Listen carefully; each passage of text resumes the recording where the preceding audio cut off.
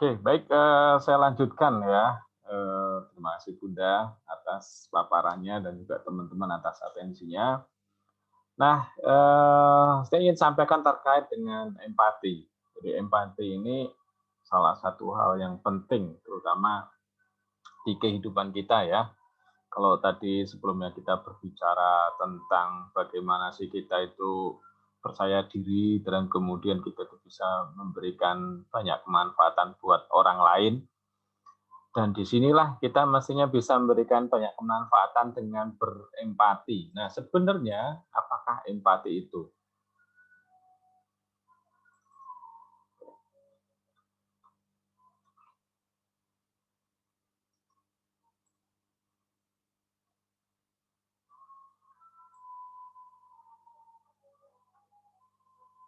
Nah, empati adalah memahami apa yang dirasakan oleh orang lain dan mampu memberikan respon yang tepat.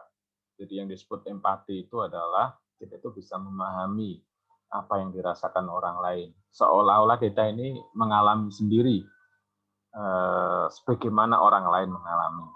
Dan selain itu, empati itu kita bisa memberikan respon yang tepat. Ketika misalnya, oh ternyata orang lain butuh bantuan kita, berarti kita bisa membantu. Orang lain sepertinya butuh informasi dari saya, berarti saya membantu juga memberikan informasi. Dan empati merupakan salah satu tanda dari adanya kecerdasan emosional. Jadi empati ini adalah bagian dari kecerdasan emosional.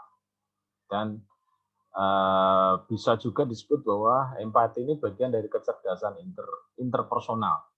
Kalau menurut Daniel Goleman ya, kecerdasan emosional atau emotional quotient. Nah, orang-orang yang dibilang sukses itu adalah orang yang diklaim oleh Goleman ya, itu orang-orang yang memiliki kecerdasan emosional. Orang-orang yang memiliki kecerdasan emosional itu peluangnya untuk berhasil itu lebih besar dibandingkan dengan orang-orang yang memiliki kecerdasan intelektual tetapi kecerdasan emosionalnya kurang. Karena apa? Karena orang yang memiliki kecerdasan emosional, dia bisa bergaul dengan siapa saja dan dia bisa memberikan solusi pada banyak orang ya. Nah, disinilah empati itu penting. Jadi empati ini kalau di dalam kompetensi di perusahaan nanti ada yang namanya customer service ya, atau CSO, customer service orientation. Sejauh mana sih seorang ini memiliki atensi, memiliki kepedulian dalam memberikan pelayanan yang terbaik. Nah, untuk bisa memberikan pelayanan yang terbaik, ya harus memiliki empati ya. Dan untuk bisa berempati, itu harus bisa nih merasakan apa sih yang dibutuhkan orang lain. Lalu kemudian kita ini dengan cara mendengarkan, dengan cara mengamati, atau boleh dibilang memberikan respon yang tepat ya, mendengarkan orang lain, not only just hearing, not only hearing, tapi listening. Jadi fokus pada apa yang sebenarnya orang mau sampaikan ke kita itu apa sih sebenarnya. Jadi benar-benar kalau dalam aplikasinya, dalam keseharian itu kita benar-benar menjadi pendengar. Nah, untuk bisa berempati kita harus menjadi pendengar yang baik, mendengarkan orang lain. Apa sih yang dibutuhkan orang lain? Apa sih yang diinginkan orang lain? Lalu kemudian kita memberikan respon yang tepat ya. Nah, prinsip kerjanya untuk menjadi orang yang bisa berempati itu adalah seperti seorang dokter. Bagaimana seorang dokter itu? Dokter itu sebelum kemudian akhirnya memberi resep, dia itu melakukan diagnosis terlebih dahulu. Dia melakukan pemeriksaan ya terlebih dahulu. Ya, sekalipun dia mungkin bisa menebak bahwa oh, orang ini sakit ini, tetapi yang dia lakukan tetap melakukan diagnosis. Ya, setidaknya dengan stetoskop ya, dicek semuanya. Barulah kemudian dengan diagnosis itu akan disimpulkan apa sebenarnya permasalahannya. Ketika kemudian belum bisa menyimpulkan permasalahan, seorang dokter itu biasanya akan butuh informasi lebih jauh lagi. Misalnya dengan meminta pasiennya untuk cek lab, ya, dilakukan pengecekan darahnya dan yang lain-lain, sampai kemudian disimpulkan bahwa oh permasalahannya adalah ini. Barulah kemudian ketika tahu permasalahan diberikan resep ataupun tindak lanjut berikutnya. Nah, demikian juga ketika kita ingin menjadi seorang yang bisa care, bisa berempati pada orang lain. Dengarkanlah dengan tulus dan kita tunda dulu nih interpretasi kita. Kita dengarkan apa yang ingin disampaikan sih. Sekalipun mungkin apa yang diomongkan itu sama, kita pernah mendengarnya. Tetapi kita pahami kata-kata yang keluar dari dia, intonasinya, bahasa tubuhnya, semuanya. Nah, itu yang disebut dengan kita tuh mendengarkan. Jadi, untuk kita berempati, kita bermulanya adalah dari situ. Dan satu hikmah yang menarik, kenapa sih Tuhan anugerahkan pada kita itu 2 telinga dan kemudian 1 mulut, ya. Jadi tujuannya adalah kita itu diminta untuk banyak mendengarkan dibandingkan dengan kita itu berbicara. Karena nanti kalau dalam psikologi ada konsep konseling yang orang itu hanya mendengarkan dan orang itu ternyata bisa sembuh dengan sendirinya gitu. Orang hanya butuh untuk diterima apa adanya, didengarkan. Nah, jadilah seperti cermin. Kalau kita ingin bisa mendengarkan dengan baik, maka posisi kita itu adalah seperti cermin, ya. Cermin itu apa? Dia itu memantulkan.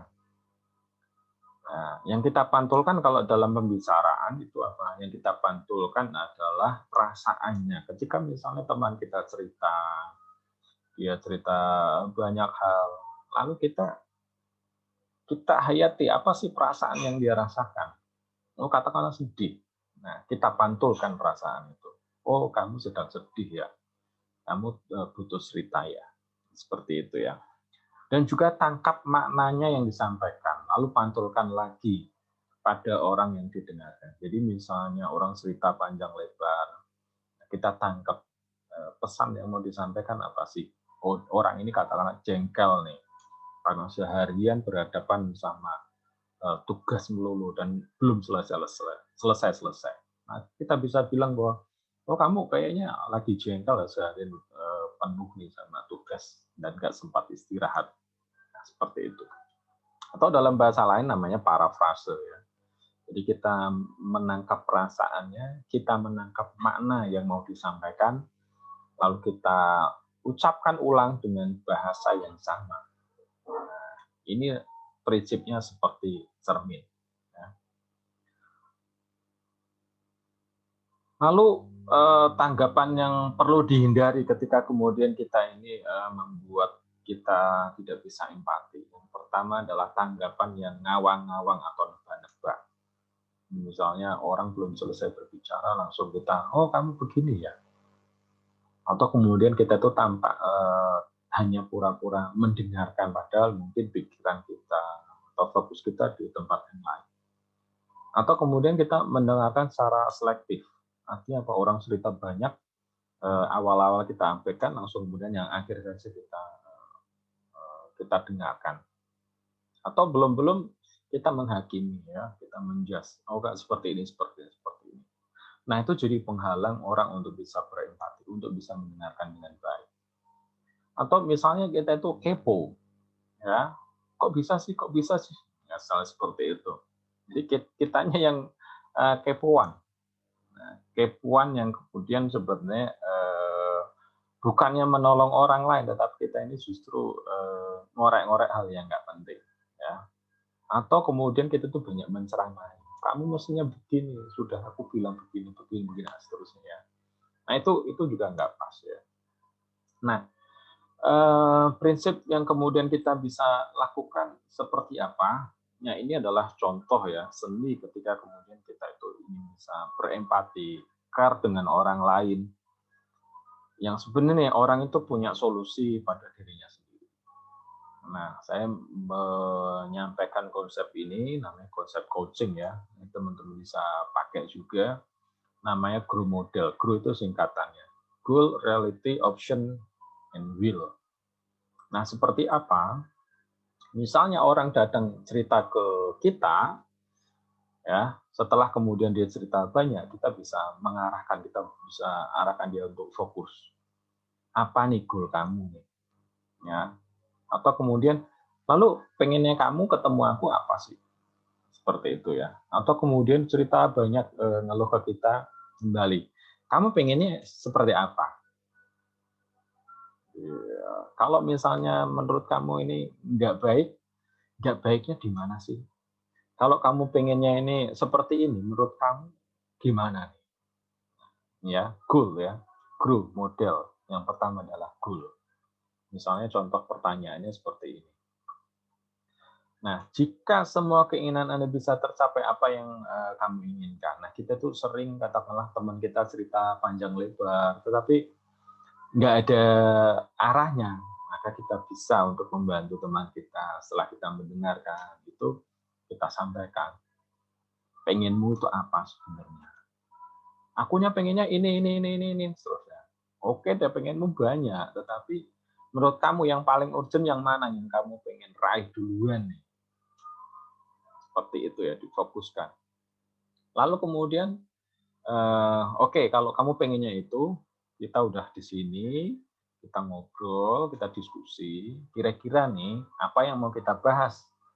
Karena pengenmu kan banyak banget ya. Nah, itu contoh untuk kemudian kita bisa support, kita bisa bantu teman. Ya. Nah, setelah goal itu reality. Kita mengajak orang untuk kemudian sadar posisinya itu di mana, saat itu di mana, ya. Terus kemudian kondisinya seperti apa, gap-nya seperti apa. Misalnya teman kita itu cerita ya, banyak hal, pokoknya mungkin isinya itu kita menangkapnya itu keluhan. Lalu pengen kamu gimana? Ya aku pengennya happy sih, pengen bahagia, pengen bisa katakanlah ya seneng lah menjalani hari-hari dengan berpikir positif misalnya. Oke, itu adalah goal ya, G. Lalu R-nya realita. Menurut kamu kalau misalnya di skor 1 sampai 10, kamu bilang kamu itu nggak bahagia. Kamu pengennya bahagia itu skornya berapa? Sekarang kamu posisinya berapa misalnya? Saya pengennya itu 9, berarti itu goal-nya. Terus sekarang kondisinya seperti apa? Wah, bahagia aku skornya masih 5, misalnya seperti itu ya. Nah,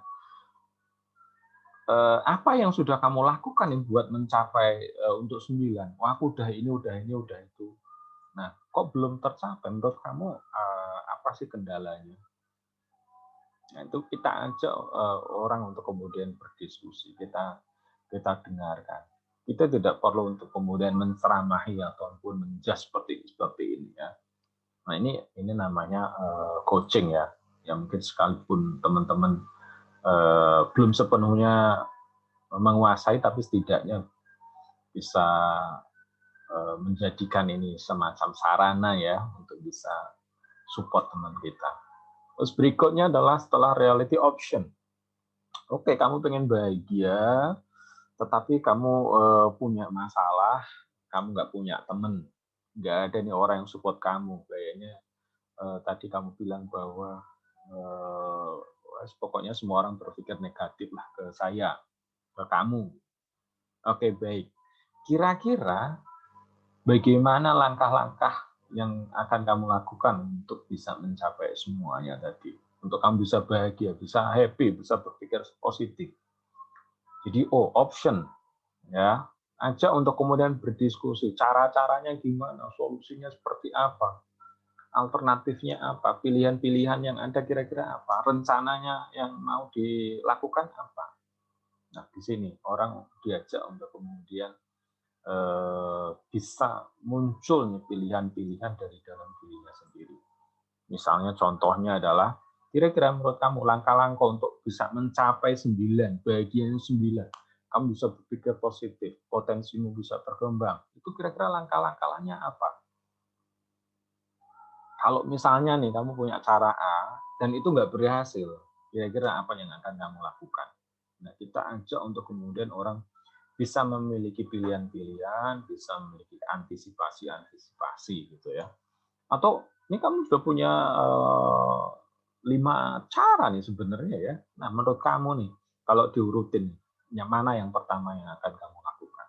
Yang kedua mana? Yang ketiga mana? Dan seterusnya. Jadi option ya. Nah, sampai kemudian yang terakhir itu W ya atau W. Ini terkait sama will. Jadi sejauh mana orang itu memang benar-benar serius untuk mencapainya. Jadi, apa pertama yang akan kamu lakukan? Kapan? Komitmen enggak? Nah, ini misalnya contoh pertanyaannya adalah seperti ini. Jadi, apa keinginan Anda yang akan Anda lakukan? Menurut kamu itu pengen apa tadi? Pengen bahagia. Nah, bahagianya skornya berapa? 9. Sekarang kamu posisinya berapa? 5. Nah, untuk mencapai 9 kira-kira apa yang akan kamu lakukan? Jadi kita bisa refleksikan ulang ya seluruh tadi pembahasan. Nah, kira-kira kamu punya rencana ini. Di pertemuan berikutnya kalau kita ketemu lagi nih, kira-kira kamu sudah sampai sejauh mana kira-kira? Disitulah orang terbayangkan, terpikirkan bahwa dia sudah melakukan sesuatu, dia komitmen untuk melakukan sesuatu. Apalagi kalau kita misalnya sebagai teman, kita bisa tanya ke dia, kira-kira apa yang bisa aku bantu nih? Nah, aku bisa support. Dukungan dariku kira-kira apa? Kita bisa tanya. Nah, itu bagian dari cara kita untuk berempati.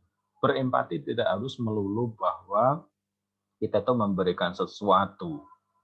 Ya, kita tidak perlu memberikan materi, tidak seperti itu. Ya, tetapi lebih pada kita peduli bahwa orang yang datang kita itu punya permasalahan dan orang ini bisa memecahkan permasalahan dengan apa? Dengan kita bantu seperti ini. Ya, kita ajak dia untuk berdiskusi, mencari alternatif solusi, lalu kemudian membuat rencana-rencana, lalu kemudian kita menyediakan diri untuk support.